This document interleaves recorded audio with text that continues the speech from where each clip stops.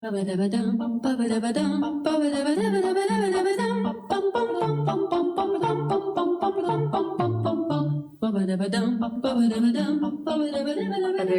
good morning, a very pleasant good afternoon, and a very pleasant good evening. Whatever your time zone is, welcome to your hour. This is Rita Gadi. And for this full hour, we shall be talking about many things that have come up over the past week sapagkat ang dami pong nagpadala ng kanilang mga mensahe sa akin, private messages, text, nagsasabi nga na nais din nilang malaman ang mga ibang detalya tungkol nga sa nangyari noong 20 years ni President Ferdinand E. Marcos. Sapagkat wala talagang nagsulat tungkol dito sa 20 years na yon, walang nagsalita, wala silang masyadong nilalabas sa mga pahayagan. Kaya ang daming sumulat at marami nagpadala nga, sabi ko, ng mga mensahe na kung pwede, ikwento natin unti-unti sapagkat sabi nga nila, importante yung kasaysayan. And this is history in a way. And the most important part of it actually is the 20 years of our contemporary times. Ito yung 20 years ni President Ferdinand Marcos. Kaya unti-unti pag-uusapan natin ang mga iba't ibang bagay tungkol sa rehimen na yon. 20 years nga ang kanyang naging pangulo siya at gaano katagal na pala yon. That was 33 years ago sapagkat 1986 nung sila ay tinatawag ng nagkaroon ng kaguluhan sa EDSA. Kung di man kaguluhan yan, malaking rally ang naisagawa doon at napilitan silang umalis ng palasyo. Ngunit kagaya ng nasabi natin sa nakaraan, matagal na talagang tinitingnan ng Washington ang atin sa Pilipinas. Hindi lang tinitingnan, sinusubaybayan at pinapakialaman. This has always been the style talaga ng Washington, lalong-lalo na sa kanilang mga allies. And you know for a fact na ang Pilipinas is one of the strongest allies that the United States of America has dito sa ating rehiyon. Nagsimula ito, tagal na nga. Sometime during the Spanish times, nung pagkatapos ng ating maikling Philippine Revolution, by the way, Andres Bonifacio was leading the Katipunan at the time, yung kanilang KKK, ito yung ating pagdiriwang sa darating na November 30 sapagkat yun ang kanyang birthday, si Andres Bonifacio. So we had the Philippine Revolution then.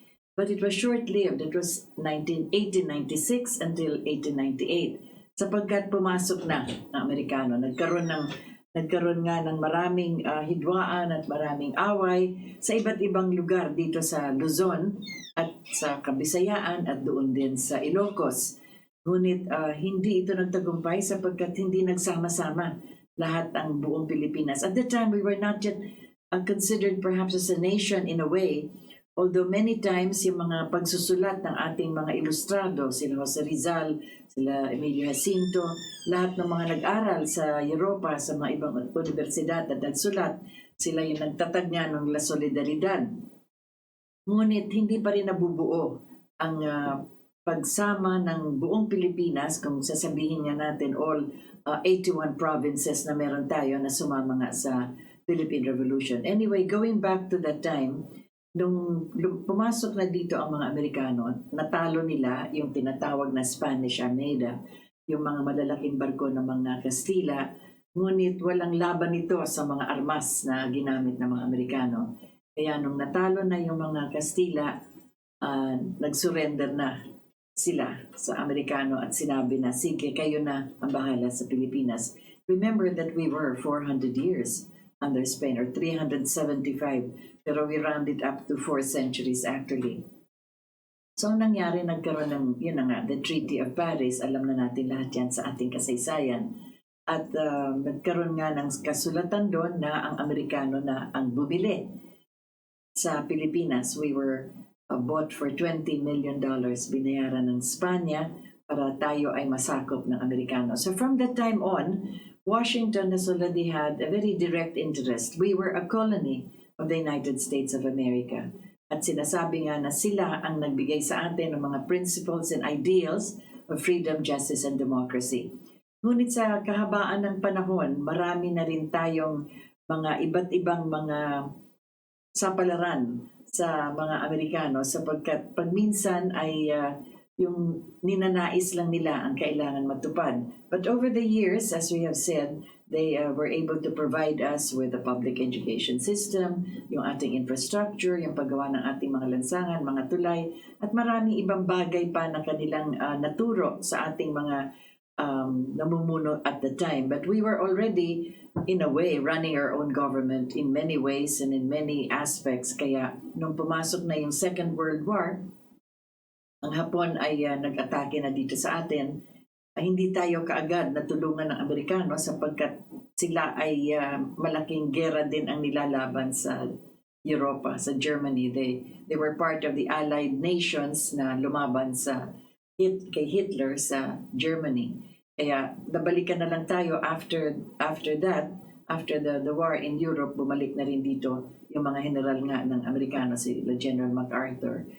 So that is how the situation went. Kaya naiwan dito ang maraming mga bagay-bagay na itinatag ng mga Amerikano. Dalawa dito yung American bases. Pinag-uusapan natin ito as a way of a background sapagkat kung titingnan natin ang nangyari noon at sa mga nangyayari ngayon sa kasalukuyan, makikita natin na talagang malaki pa rin ang interes ng Amerika dito sa lugar natin at lalong-lalo na sa Pilipinas. And especially now, as we have always emphasized, geopolitics or the geography of politics has already been changing over the past decades. Hindi na kagaya noon na talagang ang mundo ay hati for those who are allies of America, that is believing in democracy and the democratic principles, and those who are allied with with communism. And at that time, yung tinatawag natin na Cold War after the Second World War, ang tawag nga dyan ay Cold War sapagkat wala naman talagang direct na labanan, ngunit labanan ito sa ideolohiya. So those who were in favor of the Union of Soviet Socialist Republics, communist as way of life, sila ang mga allies ng mga komunista. At dito naman sa atin, sa Pilipinas and the other allies of America, yan ang mga democratic countries. So that was how the world was divided then. Ngunit malaki na ang pagbabago. Sa kasalukuyan, hindi na laban ng ideolohiya. Marami ng ibang, there is a different kind of atmosphere, so to speak, another landscape. Ito na yung paglakas ng mga ibang bansa. They have become economically strong and productive and powerful. Nagkaroon na rin sila ng sarili-sarili nilang mga defense mechanism. Kaya hindi lang masasabi na Amerika lang ang may armas. Other countries too have been able to beef up, so to speak, o pinalakas din ang kanilang mga armed forces at ang kanilang military strength. Kaya ang nangyari dito sa atin, yun na nga ang sinasabi ng mga nagsusulat at mga nakakaalam sa ating istorya, talagang nakatutok sa atin ng mga Amerikano. Kagaya rin ng kanilang pagtutok sa kasalukuyan sa mga iba't ibang bansa. Yung Bolivia nga, nabanggit natin the last time, talagang nakita natin kung ano nangyari doon at talagang may kamay din ang mga Amerikano doon. Bakit ko binabalik-balikan ito? Sapagkat marami nga nagsabi na ang EDSA, yung nangyari noong 1986, noong Pebrero, ang siyang nagpatalsik daw kay Ferdinand Marcos. Hindi po totoo yan. Ang nangyari po dyan ay habang panahon talaga nag-iisip ng Amerika kung anong gagawin kay President Marcos. Hindi ito ang kanyang mga presidente. Ito yung tinatawag natin, yung bureaucracy ng Washington. Yung mga civil servants na andyan pa hanggang magre-retire sila o hanggang sa mamamatay na sila. Yung mga elected officials sila, iba't iba ang kanilang paningin sa mundo. Yung kanilang foreign policy, yung kanilang diplomatic relations, iba yan. Ngunit yung tinatawag natin na the bureaucracy ng Amerika, sa ilalim niyan, meron pang mga iba rin na sila rin na nagpapalakad kung anong kailangan gawin at sila nag-a-advise sa kanilang mga leader. Kaya yun nangyari dito sa atin sa Pilipinas noong panahon, President Marcos. Nagsimula ito nung nagkaroon ng gera sa Vietnam. Ang Vietnam nahati. Pumasok din ang Amerikano dyan. Ayaw ng Amerikano na ang Vietnam magiging komunista. Kaya nahati yan. Yung mga komunista sa Vietnam nasa North Vietnam. Yung tinatawag nga at the time yung mga Viet Cong. Yung mga kasapi naman ng mga demokrasya nasa South Vietnam. Kaya ang nangyari dito ay nahati at may gera dyan. naglalaban ang North and South Vietnam. Ngunit sa likod nitong dalawang army na yan, ng mga Vietnamese, sa likod niyan ay ang Russia, the USSR ang tawag doon, Union of Soviet Socialist Republics, at sa kabila ng isang grupo naman ang mga Amerikano. So doon nagsimula. Ang nais ng Washington ay sumama tayo. Sumama si President Marcos at makibahagi sa gerang nangyayari sa Vietnam. Ngunit sa isip nga ni President Marcos, hindi maaaring labanan natin ang ating kapitbahay. Sa kanyang pananaw, Vietnam is just a couple of hours away and is a neighbor in Asia. At para sa kanyang paninindigan, hindi tama na lalabanan ng isang kapitbahay na wala namang ginawa laban sa atin. Ang away nila doon ay, yun na nga, yung mga world power. World power ng Soviet Union at ang world power ng Amerika. Ngunit ang gusto ng Washington at the time, sumama tayo. Bakit? Sapagkat alay nga tayo tayo ngayon democratic ally dito sa Asia. Kagaya na ng nasabi ko, we have been a colony of America for 45 years. Ngunit anong ginawa ni President Marcos? Hindi siya sumama. Sinabi niya sa mga Amerikano na bago natin pag-usapan yung gera sa Vietnam, pag-usapan mo natin kung ano nangyari ng gera dito sa Pilipinas nung kami ay nilusob ng mga Hapon at kami ay sumama sa inyo. We actually joined the American forces here, of course, in defense of our country. Hindi naman natin kalaban ng Hapon, ngunit pumasok dito sa ating bayan, so we had to defend ourselves against the invaders at mga Hapon. Kaya nung panahon na yon, 5 years, we had the Japanese occupation. Ngunit, sabi, yun na nga ang malungkot dyan ay, hindi tayo nabalikan kaagad ng Amerika. It took 5 years pa bago bumalik si MacArthur na naglanding nga sa Leyte.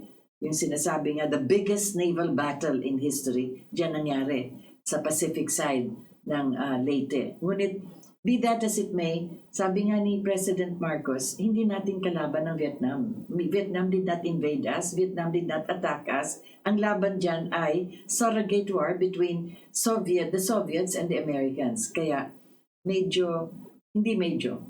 hindi nagustuhan ito ng Washington. So doon sinasabi ko nga, kailan nagsimula na ang pagbantay nila kay President Marcos gano'n na lang katindi.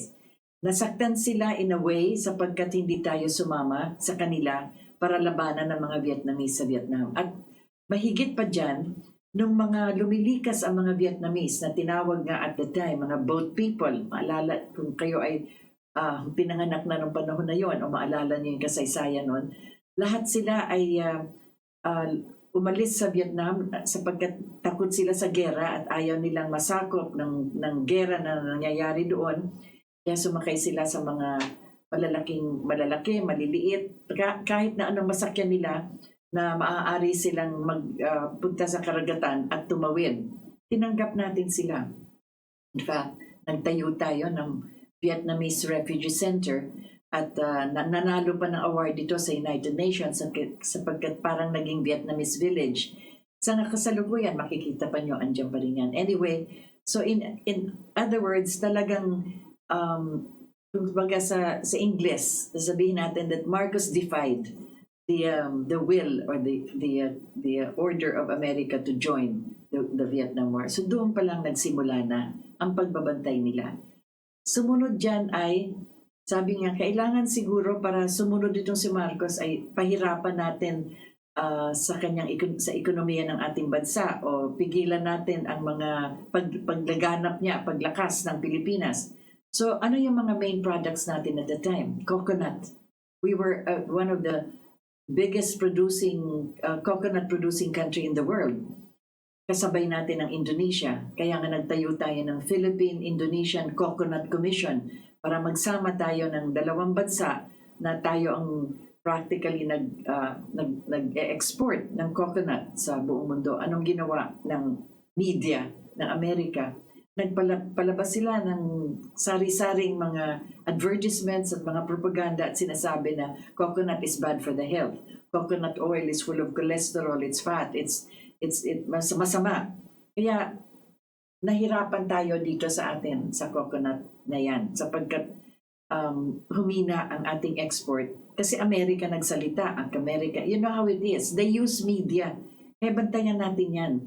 kinikwento ko ito para malaman ninyo kung paano ginagamit ng mga yung nga sa mga Washington ang kanilang media para um, magbatikos sa isang leader o sa isang bansa para masunod yung kanilang gusto. So yun, para ipitin nila ng unti-unti si President Marcos at the time, kasi lumalakas na tayo sa ating export ng coconut, gumawa sila ng sangkatutak ng mga advertisement na masama ang coconut. Habang sila naman, ang kumukuha rin ng coconut natin, ginagamit nila yan sa paggawa ng sabon. Pag dumadaan kayo dyan sa may otis, sa may nagdaan, naaamoy ninyo? Yung amoy ng nyug dyan, amoy ng coconut oil, sila ang gumagamit yan. Pero hindi tayong pwede mag-export kasi bawal daw yan na gagamitin ng ibang tao, ibang bansa kasi masama sa kalusugan ng mga tao.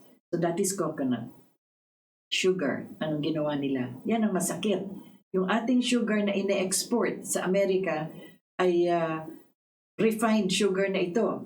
Karamihan nito ay dinadock sa mga ports of entry sa Amerika. At the time, meron tayong binabagsak sa San Francisco, meron din tayong dinadala sa port sa New York at yan ang dalawang entry points ng ating export ng sugar. Ano na naman ang ginawa ng Amerika? Ay nako, masama ang sugar. Totoo naman talagang pagka nasobrahan ka ng asukal, talagang magkakaroon ka ng high sugar level. Ngunit nasira din yung ating pag-export ng sugar. Kaya sa dalawang bagay na yan, nagtatag si Marcos dito sa atin ng Sugar Commission para tulungan nga ang ating mga nagtatanim ng asukal. Remember that these are the rich landlords sa Kabisayaan na nagpo-produce ng sugar. Ngunit ang buong bansa ay nakikinabang sa kinikita nga dyan sa sugar exports. Ngunit ang nangyari, nahirapan tayo sapagkat, ayan na naman, gumawa na naman ng propaganda ang Washington. Kaya unti-unti kung saan tayo mapipitik, kung saan tayo maiipit, o si Marcos pala at the time, para lang sumunod si Marcos sa gusto ng Amerika, yon ang kanilang ginawa. Yan, ang coconut, pagkatapos ang sugar, yung mga bagay-bagay na wala naman tayo talagang magandang trade agreement sa Amerika na tulungan tayo sa ating agrikultura para nga magkaroon tayo ng mas malakas na mga ani sa bigas, sa mga vegetables at lahat ng yan. Kaya nagkaroon tayo dito, ang sabi nga ni Marcos, maglagay tayo dito sa atin sa Los Baños, yung International Rice Research Institute, sapagkat yan ang ating staple food. Kaya yan ang IRI sa Los Baños. Nagkaroon din tayo ng University of the Philippines College of Agriculture para palakasin ang ating agrikultura. Sana dyan sa bagay na yan, natulungan tayo ng Amerika. Ngunit ang ginawa nila, gusto nila dependent tayo sa kanila. But we will depend on them para sa mga ibang agricultural products. At yun na nga, ang sabi ko nga iniipit-ipit para pag meron silang kailangan paggawa kay Marcos, dyan nila sasabihin ko anong kailangan gawin. Kaya sabi ko nga nagpipitik-pitik sila. The other aspect there, ito na nga ang nangyari. Nung nakita ni Marcos na yung American bases, naval base sa Subic at yung Air Force base sa Clark, 99 years pala ang nakalagda dyan doon sa umpisa ng ating Mutual Defense Treaty Agreement. Sa paningin nga ng ating Pangulo at the time, sino naman ang kalaban natin sa mundo? Wala naman tayong kalaban. We were not fighting Russia, we were not fighting the Russians. Meron tayo dito internal na yung mga nagre-rebelde na gumagamit ng communist ideology, ngunit di ba naman ang kanilang pakay? Ang gusto nila i-overthrow ang government. Kaya ang sabi nga ni President Marcos, mahalaga dito na hawakan natin talaga ang ating pamahalaan para ito ay ating maproteksyonan laban nga sa mga ideolohiya ng mga komunista na nais mag-overthrow ng democratic government. Yun ang mahalaga doon. Kasi kahit na tapos na yung gera ng communism versus democracy, meron pa rin yung tinatawag natin at the time na Cold War. Kaya tinignan ni Marcos ito. Sabi nga niya na kailangan simulan natin kung pag-aralan na kaibiganin natin na lahat ng bansa, lalo na yung ating mga kapitbahay. Kaya sa maaga pa ng kanyang pamahalaan, nagbukas tayo ng ating foreign relations sa Soviet Union. Ito ay yun din, sabi ko nga medyo sumimangot nga ang Washington sapagkat kalaban nila ang Soviet Union. Kagaya ng sinabi ko, kalaban nila yan doon sa surrogate war sa Vietnam. Pagkatapos ito, si Marcos, alay ng Amerika, ay makikipagkaibigan doon sa kanilang kalaban. But Marcos was thinking that it is about time. Because if you look at the map, talagang titingnan natin ang mga bansa at yung mga nations na yan na malapit sa atin. At the time, Russia is just across the China Sea, doon sa tuktok nga ng China Sea doon, ay doon na yung port ng Vladivostok na kung titingnan, hindi naman yan nakakalayo halos dito sa atin. Kaya sinimulan natin yung ating diplomatic relations with the Soviets. Komunista yan, ngunit kinaibigan ni Marcos. Galit na naman ang Amerika dyan. Pagkatapos, in about a year, nagbukas din ng foreign relations si President Marcos sa People's Republic of China. Naku po, isa pa yan na talagang hindi lang sumimangot pero talagang nagkamot-kamot na ng ulo ang Amerika tungkol dyan sapagkat ano ba yan? Komunista rin nakikipagkaibigan si President Marcos na isang alay yan. At hindi lang yan ang ginawa. Sabi nga ni President Marcos, kailangan siguro sabihin na sa mga Amerikano na ito naman mga bases ninyo dito sa aming bansa, like the Clark Air Base and like the Subic Air Base, it's not really for our own defense. Ito depensa ng Amerika. Tayo yung parang, ito yung kanyang, ano ba yun, matatawag na ang kanyang protection dito sa Pacific area and the protection sa Asia mainland kung ano man ang mangyari. Kaya kinakailangan nila yung bases na yan. Kasi outside of the mainland, yan ang mga pinakamalaki. Anong ginawa ni President Marcos? Sabi ko nga, 99 years pala yung original niyan. Sabi niya, ay nako, gawin na nating 25 muna at the time. Tandaan ninyo, nung nagpresidente si Marcos, we were only 1890, katatapos na ng Second World War, siguro ilang taon lang, but 40 years lang at the time. Kaya ang dami pa natin kailangan na i-reconstruct at gawin para sa ating bayan. Kaya hindi naman nakakatulong yung mga bases na yan. Kumbaga sa infrastructure na kailangan itayo. Ang karamihan nga ng infrastructure na natayo natin ay part of the Japanese reparation. Sila ang malaking tulong sapagkat sila ngayon nag-invade sa atin. Kaya karamihan na nagawa natin ng mga highways at the time, ito yung gawa kasi ng tulong na ginawa ng mga Hapon, the Japanese government, yung tinatawag nga reparations. In other words, they're trying to help out to reconstruct several of our bridges and highways and buildings, lahat na yan sa reconstruction na yan. They are trying to cover, parang tulong na nga sa nangyari sapagkat nilusob nila yung ating bayan. So here we are with the basis. Kaya sabi nga ni President Marcos, we cut it down to 25 years and lower it even to 5 years so that any next president can be able to look at the provisions and find out how this could be either amended or provisions to be changed. Ngunit ang sabi ng Washington, naku, hindi pwedeng ganyan. Kailangan merong mga nakasulat dyan na provisions na kung kami magbibigay ng tulong sa Pilipinas, kailangan meron kayong gagawin in exchange for that. So sabi nga ni President Marcos, wala nang ganyan na deal. Kinakailangan klaro na. Kaya kayo mga Amerikano na andyan sa mga bases na yan, hindi na pwede basta magbibigay lang kayo ng tinatawag na aid. Whenever you feel like it, pupunta kayo sa American Congress o magbibigay kayo ng aid. Yung aid na yan, pagtulong sa ating armed forces din. So there is no specific amount whatever it is that they please to give us. Kaya sabi ni President Marcos, hindi ganun. Kayo magbabayad ng renta. Kasi yan lupa na inookupan ninyo dyan sa Clark at sa Subic, amin yan. Lupa yan ng Pilipinas. So you pay rent. Sakit ng ulo ng Washington. But they had no choice. Kasi nilagay yan dun sa pag-revise ng ating mutual defense treaty sa Amerikano. Pangalawa, niliitan yung territory. Ang laki-laki kasi hundreds and hundreds of hectares. Hindi naman kinakailangan na ganun kalaki. Sapagkat ganun, meron na naman sila mga airport, meron na rin naman mga seaports doon sa Subic. So hindi na kailangan na lahat ng lupa na masasakop na hundreds of hectares ay sa kanila pa rin. So even the territory of the bases was reduced.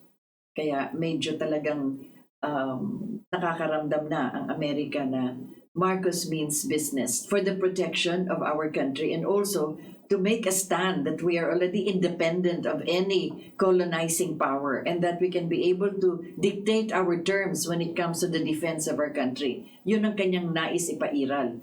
Kaya pag sinasabi nga na si Marcos tuta ng Amerikano, naalala nyo at that time, ang dami-daming rally, yun ang nilalagay. Na, behind the scenes, na hindi nyo nalalaman, kaya essential truths ang mahalaga ng ating pamagat sa araw na ito, ay yan ang nasa loob ng mga ginawa ni Marcos sa Malacanang at para sa ating bansa, para sabihan itong napakalaki at napakalakas na bansa ng Amerika, a former colonizer, na hanggang dito lang kayo. So yun ang nangyari. At hindi lang yan.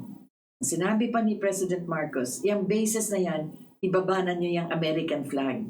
You are in our country. That is our territory. We will raise the Philippine flag. You're occupying that territory because you're renting it. You're renting it for your own ammunitions, your airplanes, your war material, at lahat ng pinayagan na nga kayo niyan. Pero kailangan walang mga nuclear weapons yan. Pero pag minsan, hindi naman natin alam kung talagang walang mga malalaking weapons of destruction na meron diyan. Be that as it may, ang isang pinaka siguro na medyo pantapik sa kanila ay Filipino commander ang itinalaga ni President Marcos yan. So it was a Filipino base commander. Meron din American base commander doon for their facilities at kung ano man yung kanilang mga bagay-bagay at mga equipment at kung ano man meron sila dyan. Ngunit, yung Filipino base commander siya ang overall in charge, yung dalawang base na yan, sa Subic at saka sa Clark. Malaking bagay yan. Talagang malaking, to use a colloquial term in Tagalog, dagok talaga sa kanila yan. That is another essential truth. Kaya yun talaga ang mabigat para sa mga Amerikano.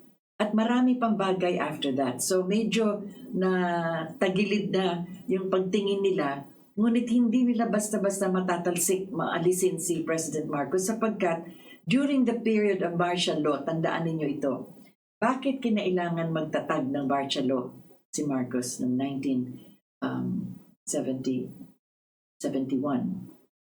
Nagkonsulta rin siya sa maraming tao at isa sa mga presidenteng kinausap niya was President Richard Nixon.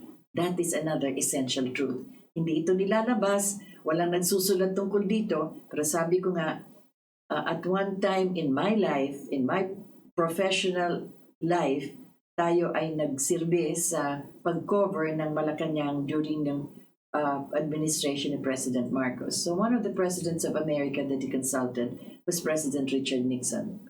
Sapagkat anong nangyari sa panahon na yon? Lumalakas ang mga grupo ng mga komunista na sinusuporta ng Ruso at the time. Kahit na sinasabi natin na nagbukas na tayo ng diplomatic relations with the Soviet Union, nagkakaroon pa rin ng suporta dito sapagkat andito ang American bases. Tandaan niyo yan. Ang Ruso, kalaban pa rin ng Amerika. Kaya ginagamit nila yung local communists, yung tinatawag nilang New People's Army or National Democratic Front, yung grupo nila, Jose Maria Siso na yan, para bantayan nga ang gobyerno na at any time na kung sakaling sila ay lumakas at kung susuportahan sila ng Soviet Union, ang atakihin nila yung mga American bases nga dito. Hindi yan basta masasabi natin na they're just there for their own reasons. Hindi, ginagamit lang nila na kailangan nila ng lupa, kailangan nila ng tulong, kailangan nila to be, pero hindi yan to overthrow the government. Yun ang kanilang main objective, to overthrow the government because yung government, ang suspetsya nila ay talagang nakadikit yan sa Amerika. Yun ang kalaban ng mga komunista. So, that is why yan ang nangyari sa atin. Lumalakas at the time yung mga communist fronts, yung mga communist groups na yan na nasa iba't ibang mga kagubatan at sa ibang lugar dito sa ating bansa. Ang nangyari din dyan ay nagsimula naman noong 1966, kauupo lang ni President Marcos as president, nagkaroon naman ng pagsiklab sa Mindanao. Nakwento ko na yata ito the last time, kung saan nagsimula ito. In Mindanao, sabi ko nga, we are feudal. Ang mga lord natin dyan noon ay mga dato-dato, lahat sila, both in civil life and both in the political life, sila ang namumuno dyan. Ngunit, peaceful naman, kahit na anong sabihin na sila ang mga governors o mga mayors, we had a peaceful coexistence in a way, sapagkat nagkakaintindihan naman na tayo, yung mga galing sa Luzon, mga galing sa Kabisayaan, nag-migrate sa Mindanao, and because one of the biggest islands dito sa ating bansa, ang dami nilang naisasagawa doon sa farming and many of the exploration ng mga lakes and rivers at lahat ng yan na bagay na yan. Ngunit nagkaroon din ng konting politika na pumasok dito. At yan ay nag-tie up naman sa religious beliefs nila na kailangan magkaroon sila ng sariling teritoryo, sariling bayan, sariling lugar na hindi pakikialaman kahit anong relihiyon o kung ano mang mga ibang yung mga politiko na kailangan na kasama nila sa kanilang relihiyon, because Islam is a way of life. So noong 1966, nagkaroon ng siklab dyan sapagkat yung mga nag-aral naman sa Middle Eastern countries o sa North African countries, sa mga Islamic colleges, kagaya ni Hashim Salamat, siya nagsimula niyan. Siya ay isang librarian ng governor ng Cotabato. Remember at the time, Cotabato was an undivided province, pinakamalaki. The biggest province in our country at the time in 1966 and onwards was Cotabato. Today, it is divided into 4 provinces already. Yan si Salamat, librarian ng governor ng Cotabato. The governor there was Dato Untog Matalam. Pinapag-aral siya sa universidad sa Egypt para malaman ang mga iba't ibang mga bagay-bagay sa Quran. Matuto rin ng Arabic para maituro din niya. Para yan yung sa atin, sa Catholic faith, sa ating Catholic rituals. With Latin was our means of prayer. Ang ating misa at the time was also read in Latin. Our prayers were in Latin. Yung ating Our Father was in Latin. Kagaya rin yan ng ginawa sa Islam, it is in Arabic. Yung kanilang Quran is in Arabic. So yung mga Pilipino na Muslim na hindi pa nakapag-aral ng Arabic, pinadala abroad para mag-aral niyan, para maintindihan nila mas mabuting pag-intindi nila sa kanilang holy book. Yung kanilang holy book ay yung Quran, where all the teachings of Islam is actually written down by the Prophet Muhammad. So yun na nangyari. Nalaman ni Salamat nung siya ay nag-aaral doon, nagkagulo kasi sa Israel. Naglalaban ang Palestinians at saka mga Hudyo. Ang mga Palestinian ay dati okupado nila ang buong Palestine. That was some time immemorial, from the beginning of creation or so, or when the maps were being part of the territorial divisions of the world. Palestine was already Palestine. Pero after the Second World War, the United Nations declared Palestine as the land of Israel. So one day the Palestinians woke up, wala na pala silang bayan, hindi na pala pangalan ng kanilang lugar yan, Israel na pala yan. So meron talagang malaking away. Kaya nagkaroon ng Palestinian Liberation Organization. Ibig sabihin yan ay sila ay lumalaban sa mga Hudyo para ma-reclaim nila ang Israel para sa kanila. Ngunit hanggang sa kasalukuyan, hindi pa yan natutupad sapagkat malakas ang puwersa ng mga ng Israel, ng mga Hudyo. They also amassed a lot of weapons and they were supported by the Jews of the world, the international community of Jews. So yun ang nangyari, yun ang natagpuan ni Hashim Salamat doon sa Egypt at sa mga Middle Eastern countries, a liberation movement. Kaya pagbalik niya dito sa Mindanao, sa Cotabato specifically, remember that there are 2 towns there na talagang sentro nitong independence movement nila, yung Pikit at Pagalungan. Diyan siya nagtatrabaho noon as a librarian. Kaya nang bumalik siya, mataas na ang ranggo niya sa hierarchy ng kanilang relihiyon. Parang kumbaga dito sa atin, siguro kardinal na or asobispo. And he was already an imam. Mataas na yan. Malaki ang respeto pagka ikaw ay imam na. Nakagraduate na nga siya sa kanilang theology sa Middle East. Kaya pagbalik niya dito, talagang kilala siya na talagang religious leader. And remember, their religion is a way of life. Kaya very respected, very honored, and very believed. Kaya pagbalik niya, yung kanyang mga homily, kung tatawagin natin, o yung kanyang mga interpretation ng kanilang reliyon, doon niya sinimulan na ikwento na pwede pala tayong magtayo ng sarili nating lugar. Pwede tayong magkaroon ng ating independence. Yan ang ginagawa nila doon sa Palestine, ng mga Palestinians, ng mga Muslim, laban sa mga Hudyo, ng mga Israelites. So, nung inaano niya yan, hindi lang kasi basta sasabihin ito sa kanyang sa mga moske na kinikwento niya, nakakuha rin siya ng tulong sa mga ibang Islamic countries. Nakausap niya yung mga miyembro ng mga organizations ng mga Islamic countries. Kaya nung sinabi niya sa kanila na gusto rin namin lumaban dito para magkaroon kami ng sarili naming bansa, magkaroon kami ng independence laban sa Republika ng Pilipinas. So they started with the Mindanao Independence Movement. MIM pa ang tawag noon. Yan si Salamat. Nangyari dyan ay pumasok naman ng mga politiko sapagkat yung mga political Muslim leaders at the time ay ibang partido kay Marcos. Kasi prior to Marcos, it was Macapagal, and most of the leaders, alam naman niyo dito sa ating bansa, kung sinong namumuno, ang dami nagbabalimbing. But at the time, yung mga leader namin sa Mindanao, mga liberal, sapagkat the previous administration was a liberal party. Nung pumasok na si Marcos as president, nationalista siya, kalaban ng mga liberal leaders doon. At the time, pangatlo sa hierarchy ng liberal party yung aming senador dun sa Cotabato, si Salipada Pendatun. At yun nga, una si Macapagal, tapos si Osmeña, tapos si Pendatun. Kaya mataas din ang kanyang posisyon. Nakita niya na medyo kumukulo na ang mga tao sa iba't ibang lugar na kinakausap na Hashim Salamat na pwede tayo lumaban kung kaya natin at matutulungan tayo ng mga bansang Muslim sa ibang bayan, sa ibang bansa. Tutulong sila dito sa atin para magkaroon tayo ng sarili nating bansa, sarili nating lugar, itong Mindanao sa atin.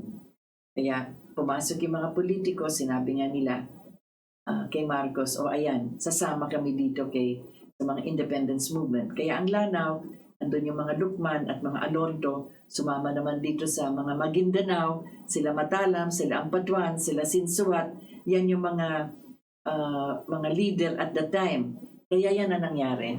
Nasa ng Amerika dito? Di ba supposedly meron silang defense treaty sa atin, kung nagkakagulo man doon, walang nangyari dyan. Kaya lumakas yung independence movement, na tulungan ito, na bigyan ng armas, na bigyan ng tulong ng mga Islam countries outside of the Philippines. Yan ang sitwasyon nung bago mag-martial law. Merong gulo sa Mindanao. Araw-araw ang daming namamatay. Sabi nga na milyon-milyon na nagagastos ng armed forces sa laban dito doon sa mga yung grupo nga ni Salamat that want to be independence. Nag-martial law noong 72, kaya ito na, si Miswari was an assistant instructor sa UP. Umuwi na siya, Tausug siya, umuwi na siya sa Mindanao, doon din sa kanyang lugar. Sinabi rin niya na he's not recognizing martial law at sumama na rin siya doon sa independence movement na yan. Kaya yun ang gulo nung panahon na yon. Sinasakyan din niya ng mga opposition kay Marcos, ng Liberal Party, inaapi mo yung mga Muslim dyan, ganyan lahat. Kaya nagkaroon nga yung malaking insidente na sinasabi yun sa nangyari sa Jabida, yung Jabida Massacre. Kaya isa yan sa mga bagay na kailangan natin ituwid. Sapagkat hanggang sa ngayon, ang pinagsasabi nga sa media ay pinapatay ni Marcos yung mga Muslim dyan sa Corregidor. Bakit niya papatayin yan, mga Muslim na yan? Ganito yung sitwasyon at the time. Magkakaroon ng referendum sa Sabah para malaman kung ang mga tao at ang mga nakatira sa Sabah ay sasama sa Malaysian Federation or sila ba ay hihiwalay sa Malaysian Federation. At kasi ang Sabah ay part of the Philippines yan. Merong claim tayo sa Sabah sapagkat yan ay sakop ng isang Pilipino na Sultan ng Sulu. The Sultan of Sulu, yung sinasabi nga, that is the entire territory, pati yung Sabah, is part of the Sultanate of Sulu. And it is owned by that Sultan who is a Filipino. Tandaan ninyo na ang Sulu became the commercial center dito sa Mindanao. Mga Chinese from the mainland, balik-balik na nakikipag-trade dyan sa Sulu. At yung sultanate na yan, sakop niya, sabi ko nga ang Sabah, magkakaroon ng referendum. Ang ginawa ni President Marcos at that time, gusto niya na ang mga Pilipino na andon ay sumali sa referendum para sabihin na they will not be joining the Malaysian Federation and they will because they are part of the Philippines under the Sultanate of Sulu. Kaya ang ginawa ni President Marcos, hindi panatawag, inorganize niya sa military isang grupo na pupunta sa Sabah para sila ang tututok tungkol sa referendum na yan para hindi magkagulo. Sapagkat siyempre ang Malaysia maglalagay din ng sarili nila mga bantay because of the referendum.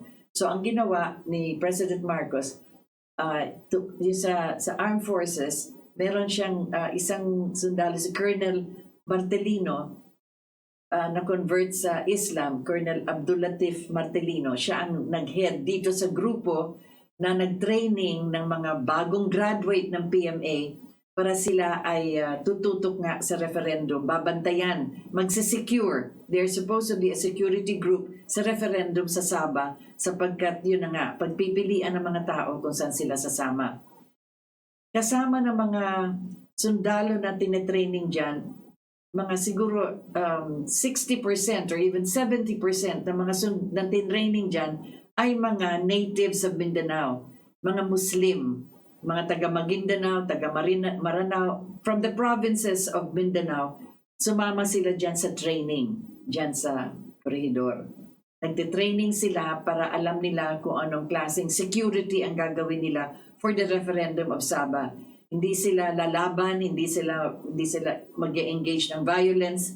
Sila lang ang magbabantay na peaceful ang mangyayaring referendum doon sapagkat malaki din ang puwersa ng Malaysia na tututok din sa mga tao doon para magsakop ng Malaysia ang Sabah.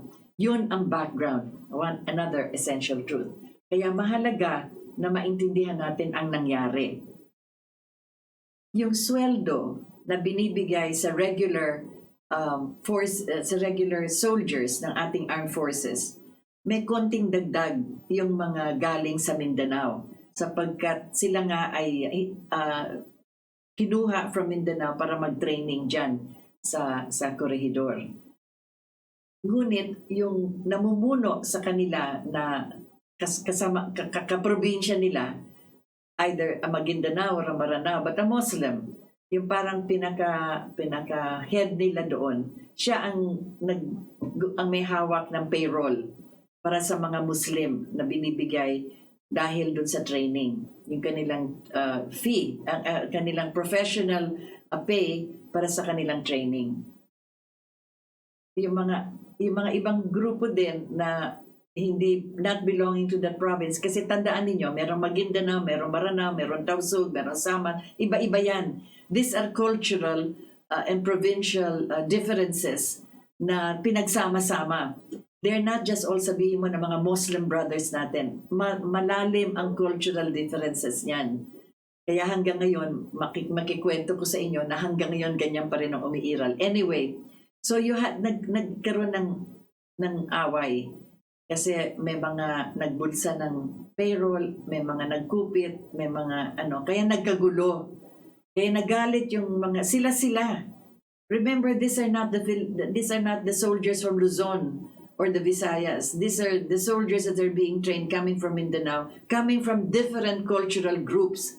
Na yung mga hepe nila, yung mga in charge sa kanila, because it's a different language also. Remember, we in Maguindanao, we have a different language from the Maranaos. The Tausugs have a completely different language. The Samals have a completely different language. So sa lengguwahe pa lang, talagang hindi na nagkakaintindihan. Pangalawa, yung mga behavior and characteristics, iba rin yan. So anong nangyari? Among themselves, nagkaroon ng parang, anong tawag dito? They were blaming each other.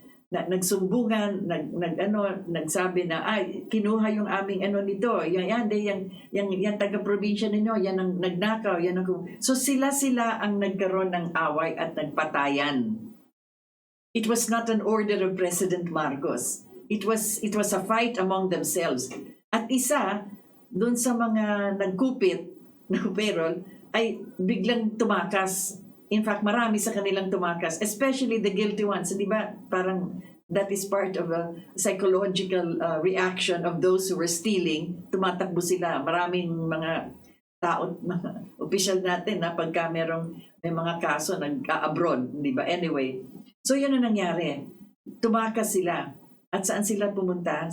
Naglanding sila sa Cavite na ang governor noon si Montaño, isang liberal na kalaban politically ni President Marcos. At nung dumating yung nag-eskapo, sinabi na, ay, pinapatay kami doon.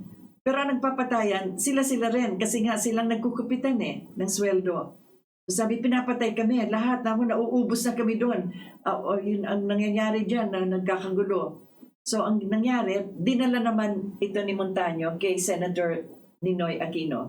And he made a privileged speech denouncing the massacre, the Jabida massacre. Pinapatay daw ni Marcos. Hindi ba if you look at the logic, here are soldiers being trained to secure the referendum on Sabah, being trained and being paid even more than the regular pay of the soldiers. And would Marcos order them killed? Another essential truth. Kaya yan ang sinasabi ko. Yun ang sitwasyon noon. In-expose yan sa Senate, nagkaroon ng congressional investigation. Bata pa ako noon, ngunit naka-interview na ako. I interviewed some of the newly graduates, mga lieutenant pa yan, mga second lieutenant pa ng PMA na andun sa Sabah. At sila rin nagkwento na sinabi nga na hindi kami nagpapatayan, na sila. Kasi nagkaroon ng na hindi namin maintindihan. Sila nagmumurahan dyan ng kanilang lengguwahe gawa nga dun sa payroll. I interviewed two of them. So I can speak on this on a personal basis.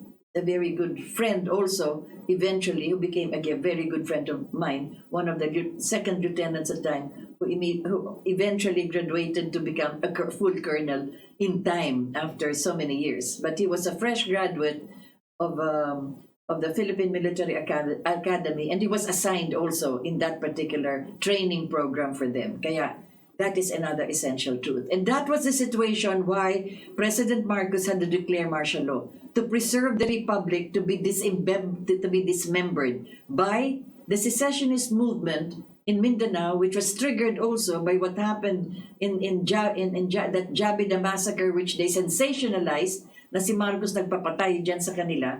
And then of course, the final the final nail that hammered the intent to have martial law declared was the bombing of Plaza Miranda, nagawa ng mga NPA at ng mga komunista. So you could see the situation at that time, how dangerous it was. There was anarchy. At ang mga mayor ng mga panahon na yon, sapagkat sa palakad na ng ating police, ang mga mayor ang may hawak ng mga police force sa kanilang bayan. So the police force in every municipality and city and every province became the private army of the political leader.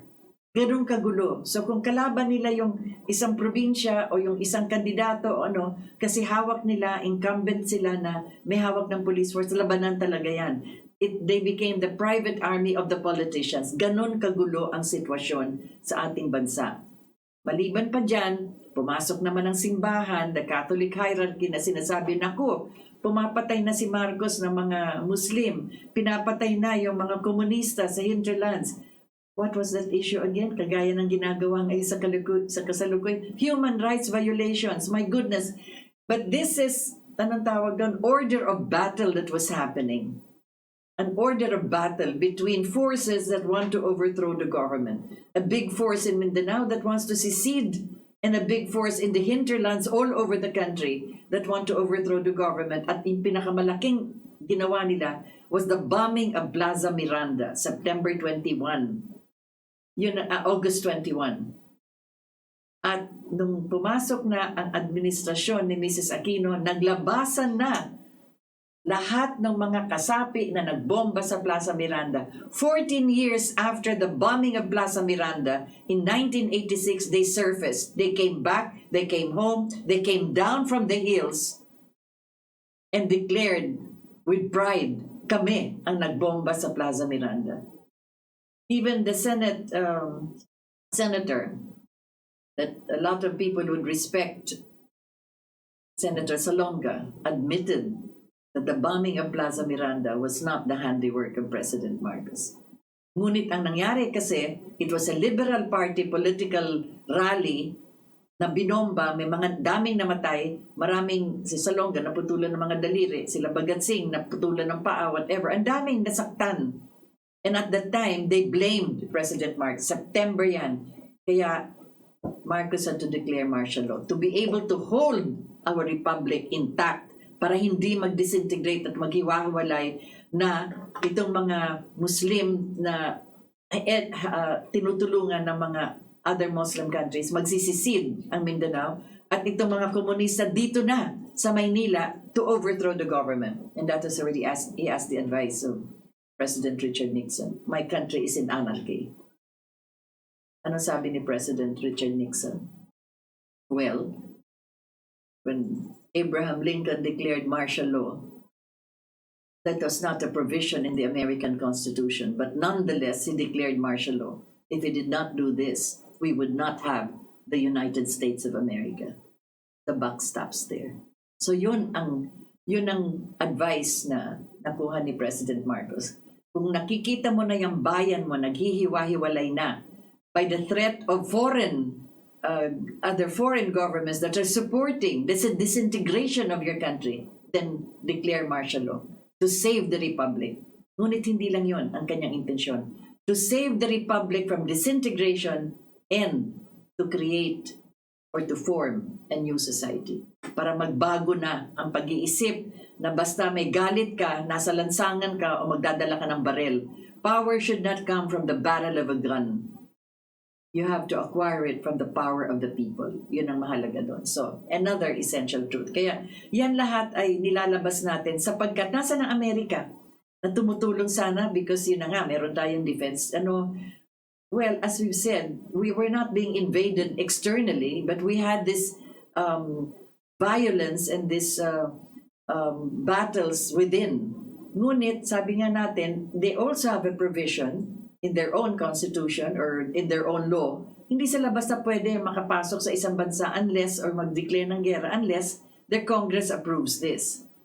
Andyan yan. Pero hindi naman sinusunod yan. Sinusunod nila kung gusto nila. Pero kung ayaw lang sundin, nila sinusunod. Because in time, they have invaded countries without the approval of Congress. You will recall, when they went into Iraq, for instance, even the United Nations already declared that there were no weapons of mass destruction in Iraq. Ilang beses pabalik-balik yung grupo ng United Nations na mga experts yan sa nuclear physicists, mga ganyan. Wala silang nakita na weapons of mass destruction. Ngunit, pumasok ang Amerika to invade Iraq. Kaya sabi ko nga, kahit na meron silang provision na sinasabi na they can only do that, they can only declare war in a country if it is approved by Congress, gagawin lang nila kung gusto nila, kung anong gusto nila. And so that's exactly what happened here to us. But at least, sabi ko nga, President Marcos sought the advice of the learned Richard Nixon, who also was one of the first American presidents who also opened the People's Republic of China for the United States of America.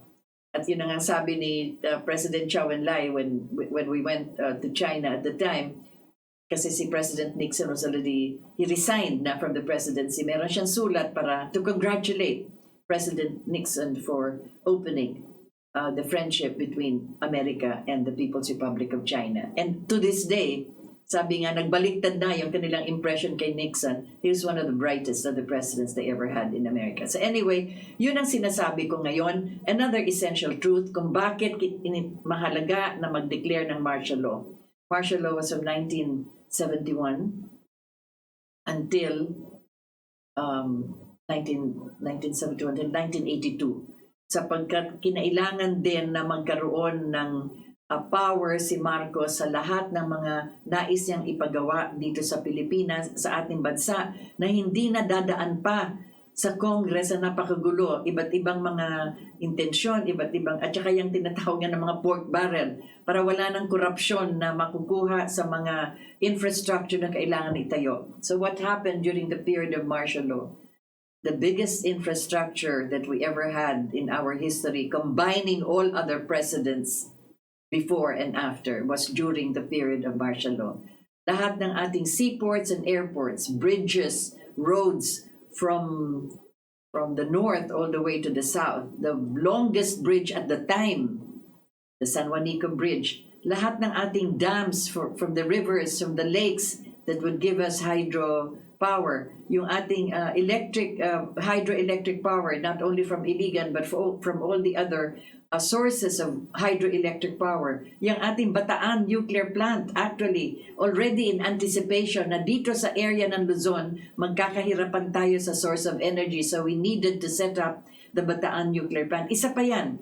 Another essential truth regarding that. Sinasabi na dangerous yan, na may diferensya yan nang pumasok yung administration ng Mrs. Aquino. Okay, there was a grand jury. There was a grand jury in the States regarding that. Patay na si President Marcos. Si Mrs. Marcos ang pinatawag sa grand jury dyan para imbestigahin yung tinatawag ng anomalies dyan sa Bataan Nuclear Plant. Na-interview ko yung mga inhinyero at yung mga top officials ng Westinghouse. Sila ang nagtayo ng Bataan Nuclear Plant. Na-interview ko sila sapagkat sa grand jury, isa-isa lang ang pwedeng pumasok sa loob. Yun lang kanilang kine-question. Kaya isa-isa sila. Kaya yung apat na ibang mga inhinyero at mga head ng Westinghouse, nasa labas sila ng session hall ng grand jury. So I was able to interview them. Sila nagsalita before I could even ask a question. Sabi nga nila, hindi namin maintindihan kung bakit kailangan i-grand jury kami at kailangan i-grand jury si Mrs. Marcos. Sapagkat yung Bataan Nuclear Plant is one of the best that we have constructed, kasabayan nung ginawa namin sa Korea. By the way, our President Duterte has just come from South Korea. Kasabayan ng first nuclear plant din sa South Korea. And after that, they built 5 more nuclear plants in South Korea. Look at the progress of South Korea now. Di ba? Anyway, so ang nangyari dyan, sabi nga nila, and that is insured by the Lloyd's of London, one of the biggest insurance firms in the world, recognized all over the world, at hindi sila pwede mag-insure unless they also get their top physicists, nuclear physicists, etc., engineers to check on the nuclear plant itself to find out. Kasi ang taas ng insurance niyan. At sila, ang Westinghouse, ang nag-i-insure niyan to guarantee for the Philippine government na ayos yung nuclear plant na yan.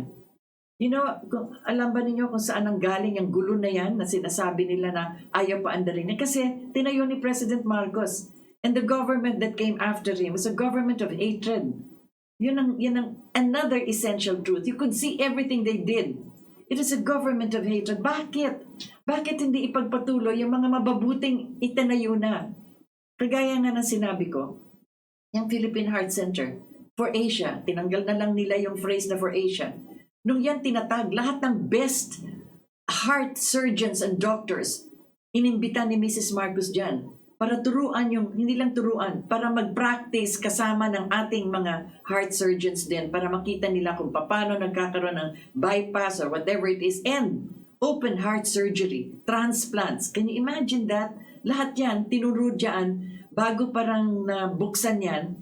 At kaya nga for Asia, sapagkat ang daming mga doktor dito sa mga bansa, Singapore, Malaysia, Thailand, they all came to practice there sa ating heart center. Anong ginawa nila nung pumasok yung bagong administration after President Marcos? Kasi dun sa lobby, sa pagpasok mo, ang laki-laki ng mural na painting doon ng lahat ng mga bata na natulungan, yung mga heart patients sa lahat. Pero sa gitna, merong dalagang, may isang babaeng napakaganda, nakamukha ni Mrs. Marcos, nakalugay ang buhok, nakangiti. Kasi siya nga ang nagtatag niyang heart center na yan. Anong ginawa nila? Tinakban ng panyulito yung kanyang mukha. Whatever for? My goodness, they don't want to see her face. Why? Anyway, Another essential truth. So, ang ibig kong sabihin, kaya unti-unti nilalabas ko yan sapagkat ganun nga ang takbo ng tadhana. Kaya sabi nga natin, yun ang declaration ng martial law. At pagkatapos nga ng natapos na lang lahat na yan, noong 1986, naglabasan na nga. Yung isang dalaga dyan na nagbomba ng Philippine International Convention Center na nagkaroon ng isang malaking tourism convention dyan. Nagpasok siya ng bomba at sumabog. May mga namatay dyan. Nahuli lang siya pagpasok kasi usually akala niya late na papasok si Marcos. Usually ganon, di ba, mga presidente, they're probably 30 minutes late. So hindi siya nakapasok agad. Kaya sana yung bomba na dala niya doon sa likod ng upuan ni President Marcos ilalagay. Pero kung na-late siya, medyo banda sa gitna. Sumabog din. May mga namatay din. Manasira din doon sa loob ng session hall ng PICC. Pagpasok ng bagong administration, siya naging namuno ng government television station. Alright. Another essential truth. Anyway, halapin na lang ninyo ang pangalan kung sino yun. At maraming nagsilabasan. And they started to claim the triumph of their having bombed several places at lahat ng mga light of our movement, lahat ng bagay na yan, para sirain ang pamahalaan. Hindi lang Marcos as a person, but the government of the people, for the people and by the people, because we still are a democracy. Di ba? And we do not believe that power should come from the barrel of a gun, but that's exactly what they were performing then. That was why martial law had to be declared. Anyway, 1986, and thereafter, yan na ang malungkot na kasaysayan. I have two volumes, actually. Hindi ko lang nadala sa kasalukuyan. Of all the laws that were violated by the Philippine government, violating their own laws, the United States of America violating their own laws, and the Swiss government violating their own laws to persecute the Marcoses. Meron akong 3 volumes yan with heavy research. At lahat yan ay pinagsama ko sa isang malaki na volume, the complaint against the human rights violation against the family of the Marcoses. Ang dami niyan na isinagawa talaga, na talagang malungkot. Unang-una halimbawa, yung nangyari sa Malacanang, na binomba doon habang andun pa si President Marcos by an unnamed helicopter na nagpasabog para sabihin kay Marcos na, o sige, kung ikaw lalaban, kung bobombahin mo rin ang EDSA, isa pa ang darating para bombahin ka. Can you imagine? To bomb him out of Malacanang.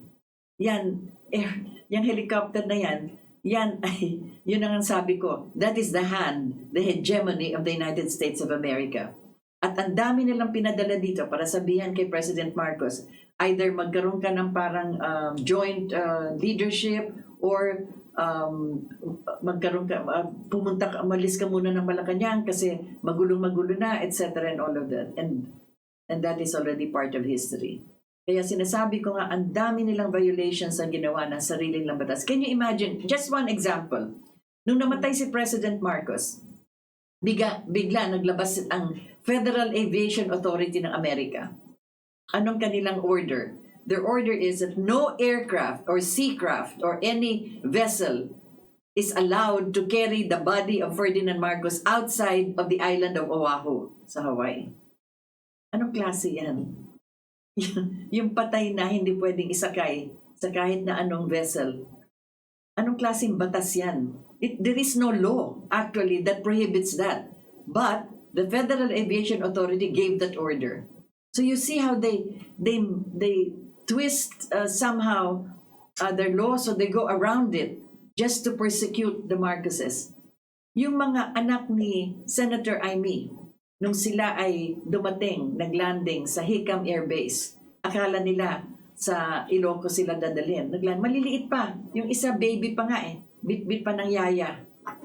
As soon as they arrive in about a week, meron na silang charges. United States of government charging them for illegal firearms. Saan naman ang galing yun? Para lang sila mag-persecute. Grabe talaga.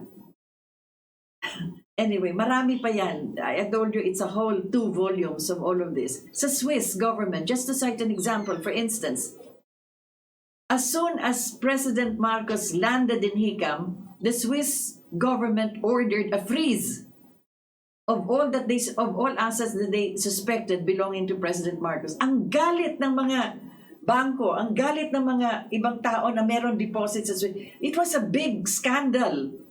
Lahat ng mga dyaryo nag-front page yan. Lumabas ba dito sa atin yung protest nila? Kaya umatras. Umatras ang Swiss government. Oy, sorry. Medyo nag-overreact lang kami. So, iintayin namin from the Philippine government kung ano yung mga accounts ni Marcos dito. Imagine, they just decided to freeze. And that came out in all of their, in the newspapers, in the local newspapers in Switzerland. Another essential truth. Yan ba nabalitaan natin dito? Hindi. Yun nangyari kay Imelda sa New York. She was acquitted, unanimous decision by a jury of 12-member jury. Lumabas lang dito isang araw na sinabi nga na na she was acquitted. Pero yung detalye ng trial, meron ba nagsulat dito? Meron. Pero yan ba ay pinag-usapan o lumabas after the trial? After the trial, para sabihin na wala namang kasalanan pala, hindi pala nagnakaw ng pera ng taong bayan ang mga Marcoses. Kagaya rin nangyari ng ginawa ni Stephen Sollard, may his soul rest in peace.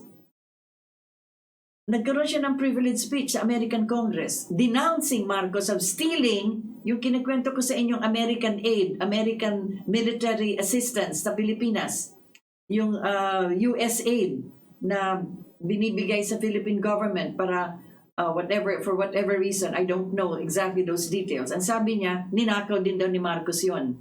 Can you imagine that? A privilege speech that Stephen Sollard orated in American Congress. Oh. Si Marcos na nilipad sa Amerika ng February 25, 1986. February, March, April, May. 4 na buwan andun siya sa Amerika. Lumabas ang findings ng General Accounting Office ng Amerika itself. Hinimay nila lahat.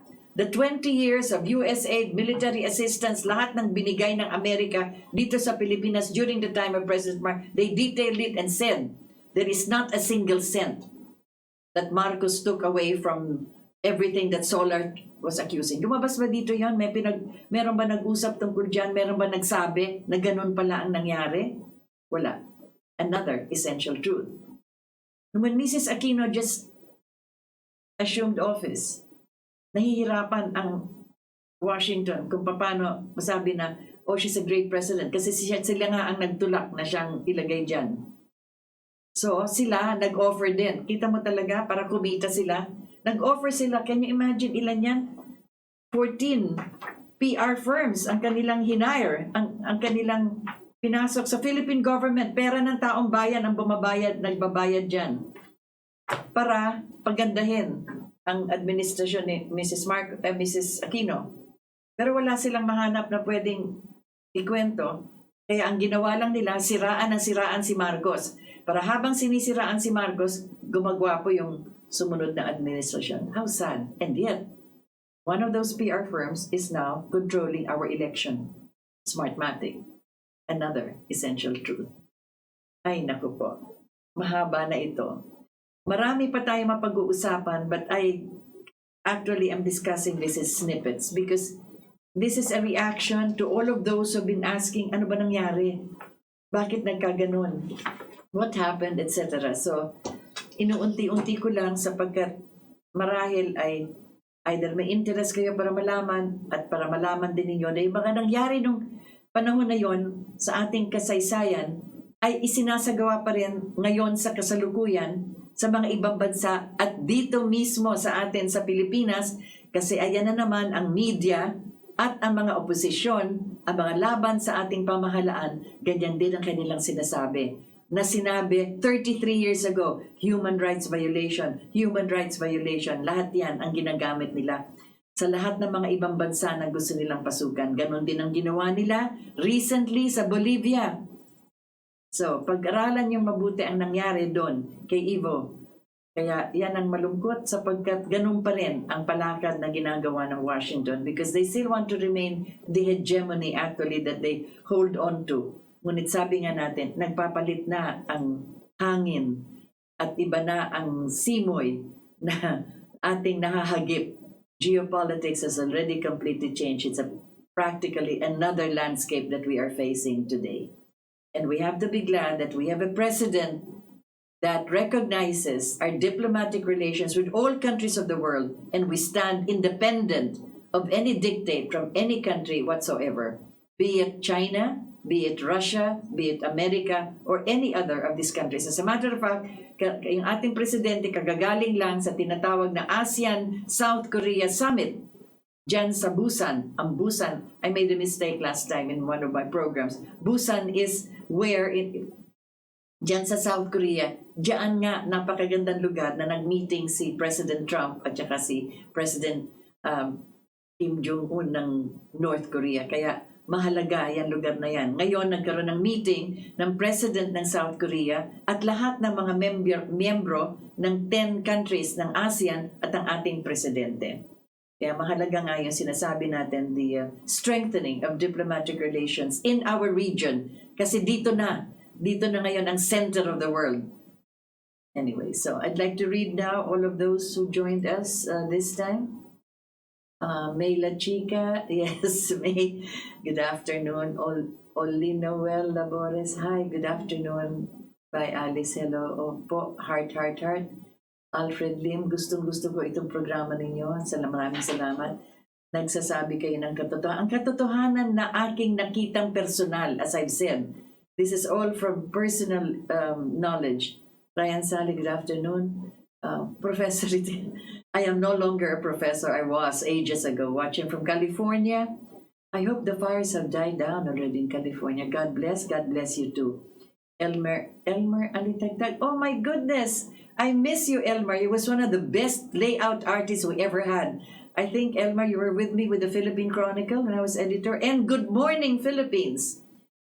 Grace Annabel Navarro. Thank you very much, Grace. And I'm glad that we were able to have that meeting with our sorority at one time. And then I hope we can proceed with the meeting of the other presidents.